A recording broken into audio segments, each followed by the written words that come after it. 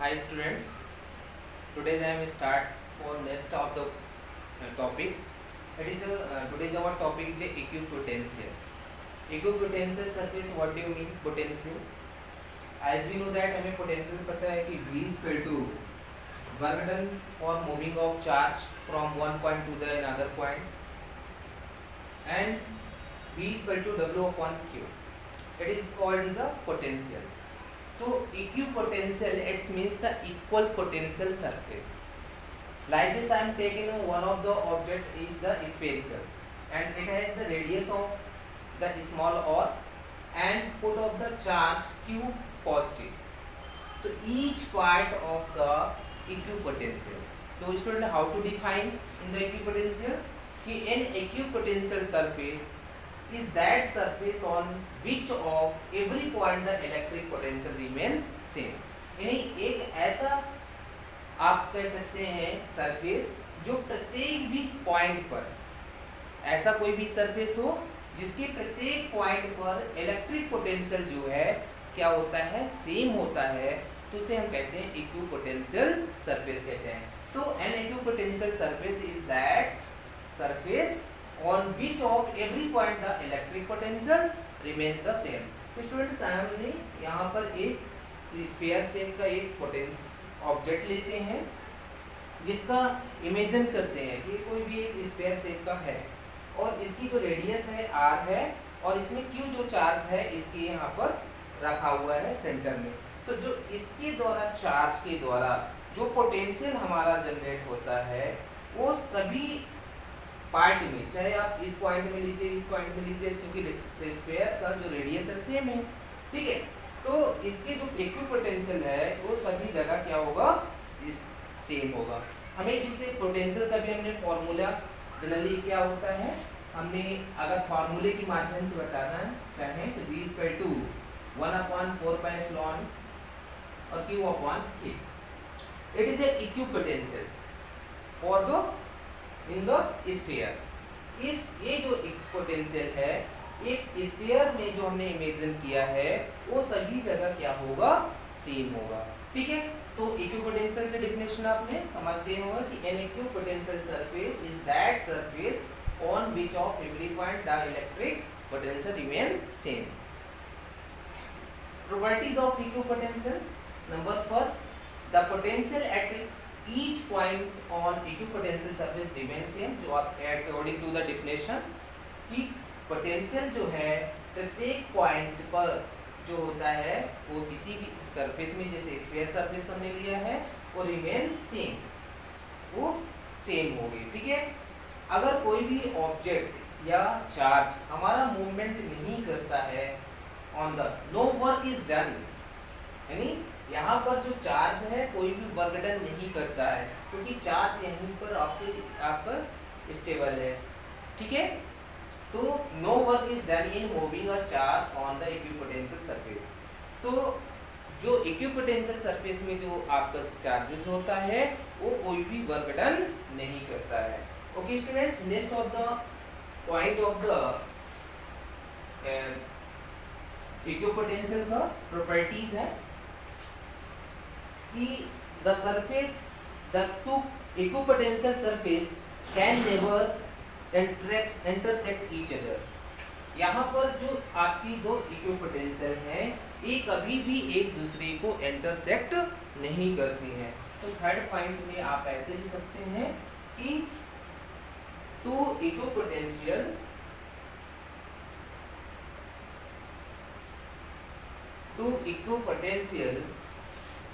surface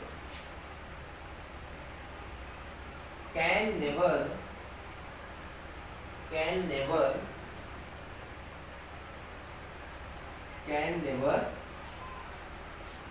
intersect each other, ठीक है. जो टू इक्विपोटेंशियल जो सरफेस होते हैं वो कभी भी एक दूसरे को इंटरसेक्ट नहीं करते हैं. थर्ड पॉइंट हो गया. नंबर 4,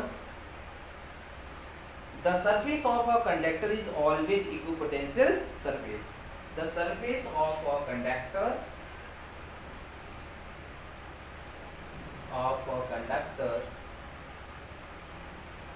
ठीक है, the surface of a conductor is always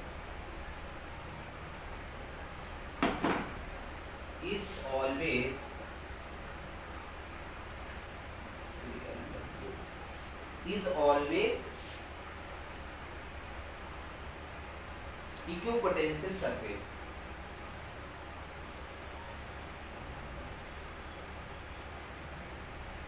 ठीक है, जो सरफेस ऑफ अ कंडक्टर है, जो सरफेस कंडक्टर का जो सरफेस होता है उसकी जो उसमें जो पोटेंशियल आपका फ्लो रहता है, जनरेट होता है, वो सभी क्या होता है, सभी प्लेसेस में उसके जो होता है सेम होता है। ठीक है, and last the point 4e, the electric field hangs in the line of forces always to right angle to the equipotential. ठीक है, ये दिस पॉइंट और the equipotential properties of equipotential. Student please note down.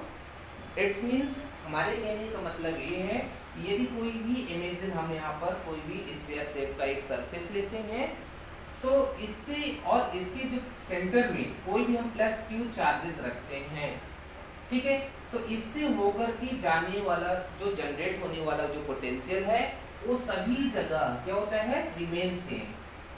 ये सभी जगह क्या होता है, सेम होता है।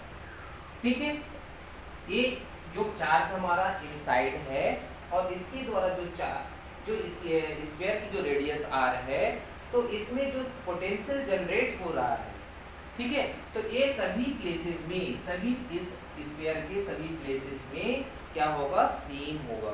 यही चीजें हमें जो है इक्विपोटेंशियल बता रहा है। इक्विपोटेंशियल मतलब इक्वल पोटेंशियल सरफेस, ये सभी पार्ट में क्या है, इक्वल है। देखिए यहाँ पर और चीजें से आपने चार्जेस पढ़ा है, पॉजिटिव चार्ज होता है, नेगेटिव चार्जेस होता है। तो यहाँ पर जो इलेक्ट्रिक फील्ड जो लाइंस हमारी जो जनरेट होती है वो ऑलवेज क्या होती है, right angle to the equipotential. Right angle जो होती है इक्विपोटेंशियल की होती है। जो इलेक्ट्रिक फील्ड लाइंस होती है वो इक्विपोटेंशियल के क्या होती है, राइट एंगल होती है। ठीक है, तो ये आपको जो है इक्विपोटेंशियल की डेफिनेशन हो गई और प्रॉपर्टीज हो गई। इसके बाद नेक्स्ट में हम लोग चलते हैं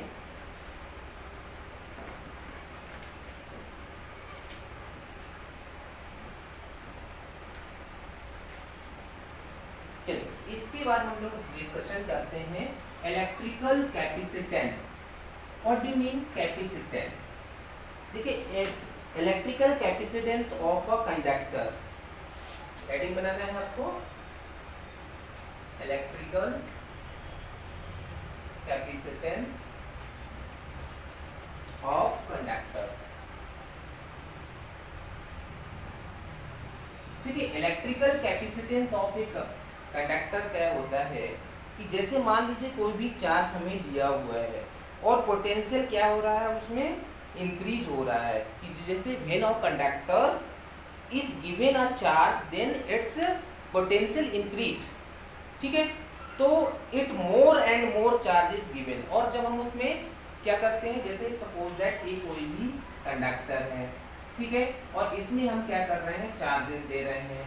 तो जब इस कंडक्टर में हम चार्ज देते जाएंगे, जितना चार्ज इसमें बढ़ाते जाएंगे, तो उतना ही ज़्यादा हमारा जो पोटेंशियल जनरेट होगा वो क्या होती जाएगा, इंक्रीज होता जाएगा।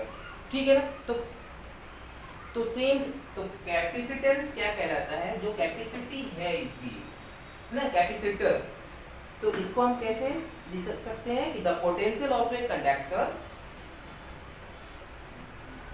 The potential of a conductor, the potential of a conductor is directly proportional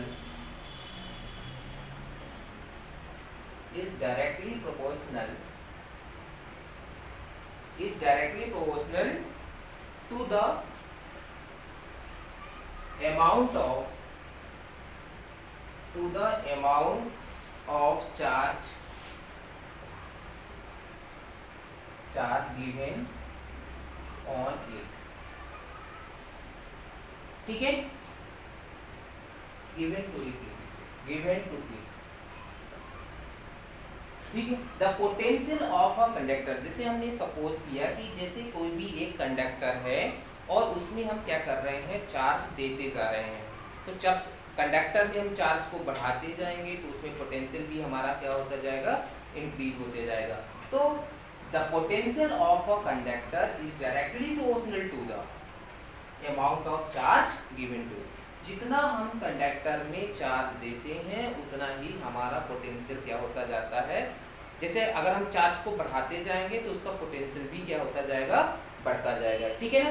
तो यहाँ पर अगर हम मैथमेटिकल फॉर्म में लिखें कि इफ क्यू चार्ज, हम यहाँ पर ले रहे हैं, मान लेते हैं किसी भी कंडक्टर में क्यू चार्ज हम क्या कर रहे हैं, दे रहे हैं, is given to the conductor, is given to the conductor, ठीक है। जैसे कोई भी कंडक्टर है और उसमें हम क्यू चार्ज दे रहे हैं तो उससे क्या होगा, जो पोटेंशियल हमारा जनरेट होगा तो पोटेंशियल क्या हो जाएगा, इंक्रीज हो जाएगा, ठीक है ना। तो यहाँ लिखेंगे सो द पोटेंशियल इंक्रीजेस, ठीक है। तो by an amount v if q charge is given to the conductor, यदि हम किसी भी कंडक्टर पर q चार्जेस देते हैं तो उसका पोटेंशियल क्या हो जाता है, इंक्रीज हो जाता है, ठीक है ना। तो then it's found, then तब क्या होगा, पोटेंशियल ऑफ अ कंडक्टर, जो पोटेंशियल है वो directly proportional to the amount of charge के होते हैं, then Q is directly proportional to the V। Q is directly proportional to V हो गया कि the potential of a conductor is directly proportional to the given charges. तो Q is directly proportional to V when the directly proportional to remove come out of the one of the constant। तो Q equal to क्या हो गया, CV। It is where is the C? C is a capacitance, ये capacitor जिसे हम कहते हैं, ठीक है ना। C is a amount of proportionality called the capacitance of the conductor। ये C क्या है, कैपेसिटेंस ऑफ कंडक्टर है। तो और इसी को हम ऐसे लिख सकते हैं C is equal to Q upon V। ये आपका हो गया कैपेसिटेंस का फॉर्मूला हो गया, ठीक है। Capacitance of a conductor is equal to charge upon potential, ठीक है। C इज इक्वल टू क्या हो गया, Q अपॉन V। अब देखिए इसमें इसकी जो यूनिट क्या होती है, वही कैपेसिटेंस की यूनिट क्या होती है, देखिए। तो यहाँ पर इसको अगर हम बात करें, यदि मान लेते हैं पोटेंशियल हमारा 1 वोल्ट है तो देन क्या होगा, जो चार्ज होगा वो कैपेसिटेंस की क्या हो जाएगा, इक्वल हो जाएगा। जो चार्ज है वो कैपेसिटेंस की क्या हो जाएगा, इक्वल हो जाएगा। चार्ज कैपेसिटेंस जो है चार्ज के इक्वल हो जाएगा, ठीक है। अब देखें इसकी यूनिट निकालते हैं, SI यूनिट ऑफ कैपेसिटेंस। देखिए SI यूनिट जब फाइंड करते हैं तो C इक्वल टू क्या होता है, Q अपॉन V। चार्ज का जो SI यूनिट होता है वो कूलम होता है, आपको पता होगा। तो 1 कूलम अपॉन 1 वोल्ट, ठीक है। 1 coulomb 1 upon volt equal to 1 होता है 1 फैराड। क्या तो कैपेसिटेंस की जो SI यूनिट होती है वो क्या होती है, फैराड होती है, ठीक है। अब देखिए इसके अलावा जो ये हमारे जो है स्मॉलेस्ट यूनिट होती है कैपेसिटेंस की, जिसमें से आपका होता है माइक्रोफैरड होता है, जो जनरली 1 माइक्रोफैरड जो होता है 10⁻⁻6 फैरड के बराबर होता है। 1 पिकोफैरड आपका जो होता है वो 10⁻12 फैरड के बराबर होता है, ठीक है। फैरड को जनरली हम कैपिटल F से रिप्रेजेंट करते हैं।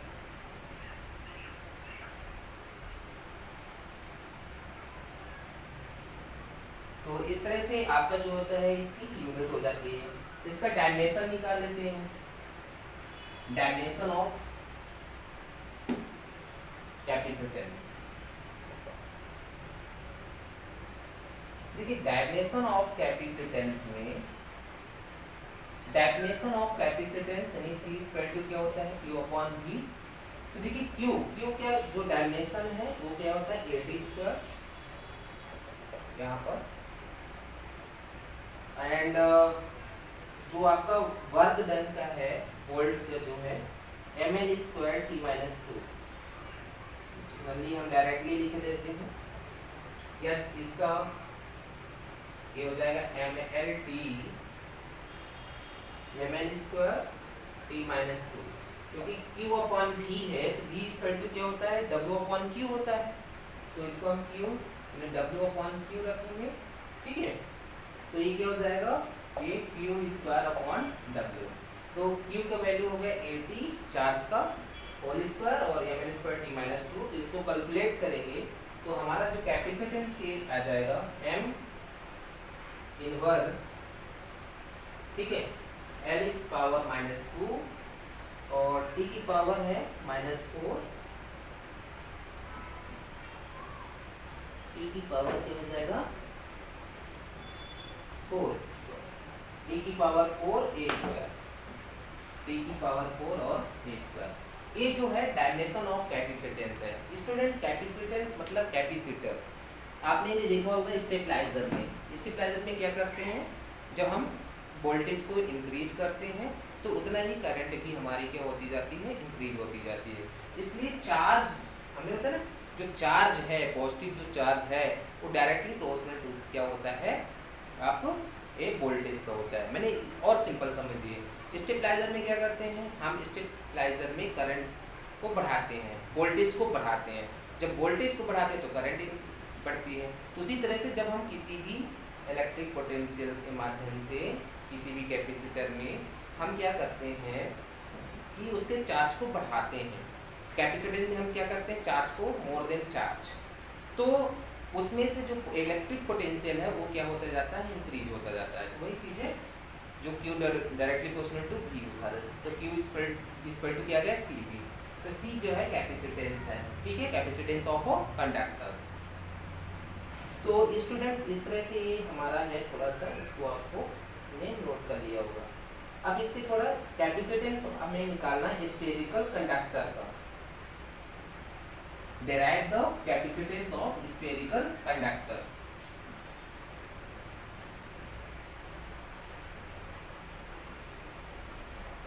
देखिए हेडिंग बना लीजिए, capacitance, capacitance, capacitance of a spherical conductor, a spherical conductor, ठीक है। Capacitance of a spherical conductor में जैसे हम यहाँ पर टेक करते हैं कोई भी एक स्फेरिकल सरफेस है जिसमें इक्विपोटेंशियल क्या है, सेम है, ठीक है, ये आपका, और इसके जो सेंटर में जो पोटेंशियल का यहाँ पर हम ले लेते हैं,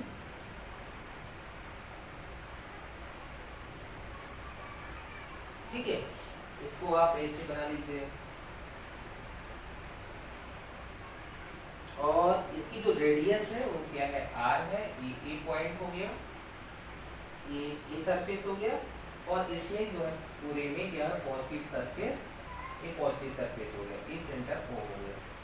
तो कंसीडर हम क्या करते हैं, कोई भी एक आइसोलेटेड सिस्टम लेते हैं। अब इसको हम राइट नहीं कर रहे हैं, आप समझ लीजिए, हम कंसीडर यहाँ पर कर रहे हैं, consider in isolate spherical conductor A of radius r which has given kept in medium of dielectric constant epsilon r।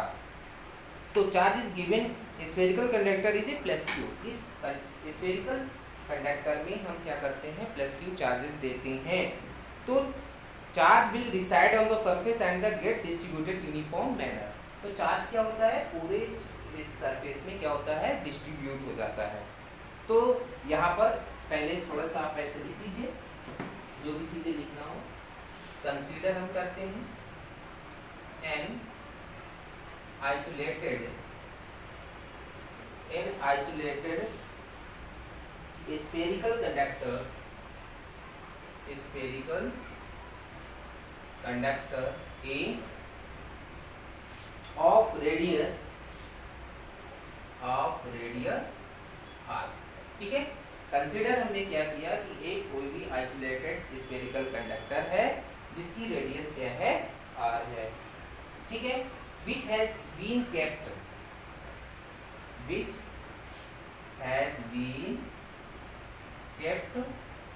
in dielectric constant epsilon R. ठीक है, तो चार्ज Q, जो चार्ज Q है वो distributed in a uniform manner. तो charge then क्या होगा, charge हमारा क्या होगा, डिस्ट्रीब्यूट होगा इस सर्कल में, सरफेस में सभी जगह डिस्ट्रीब्यूट हो जाएगा। ठीक है, तो consider N isolated spherical conductor A of radius r which has been kept in dielectric constant of medium epsilon r। तो देखिए जो चार्ज है on the spherical conductor may be assume to be consulted in a to its centre. हम यहाँ पर charge को मान के चलते हैं कि Q सेंटर पर है। तो देयरफॉर क्या होगा यहाँ पर, देन या कि therefore the potential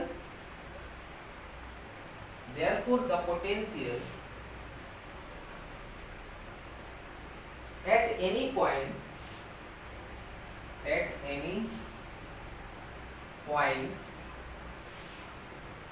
any point on the surface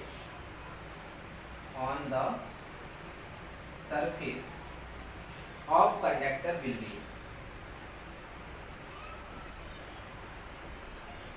ठीक है, देखिए जब हम यहाँ पर एक आइसोलेटेड सिस्टम लेते हैं, स्फेरिकल सरफेस लेते हैं और उसको जो dielectric constant medium epsilon R पर रखते हैं, तो जो चार्ज है वो क्या होता है, वो यूनिफॉर्म मैनर में क्या हो जाता है, डिस्ट्रीब्यूट हो जाता है। तो जो पोटेंशियल जनरेट होता है इसमें, तो पोटेंशियल एट एनी पॉइंट, कोई भी एक पॉइंट पर हम ले लेते हैं कि पोटेंशियल जो है ऑन द सरफेस में कितना होगा। ठीक है, तो the potential at any point on the surface of conductor will B.